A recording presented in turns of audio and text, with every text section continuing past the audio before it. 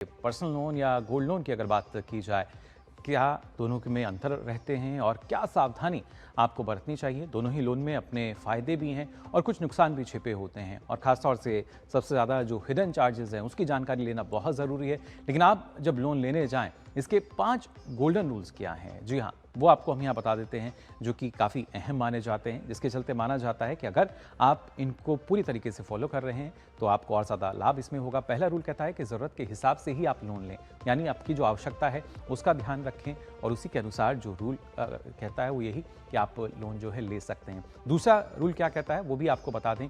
वो कहता है कि ब्याज दर और जो शर्तें हैं उनकी ज़रूर तुलना करें, यानी मार्केट रिसर्च जब आप करते हैं तो देखें क्या स्थिति बनी हुई है, तो इसका आपको ख्याल रखना चाहिए। अब बढ़ते हैं आगे, बात कर लेते हैं थर्ड रूल की भी, जो कि ये कहता है कि जो आपकी ईएमआई है वो अपनी क्षमता के अनुसार आपको रखनी चाहिए। ऐसा ना हो कि आप पे बर्डन पड़ने लगे, जो बोझ है वो ज़्यादा बढ़ जाए। तो अपनी जो लिमिट है उसका ख्याल आपको रखना होगा ईएमआई के लिए।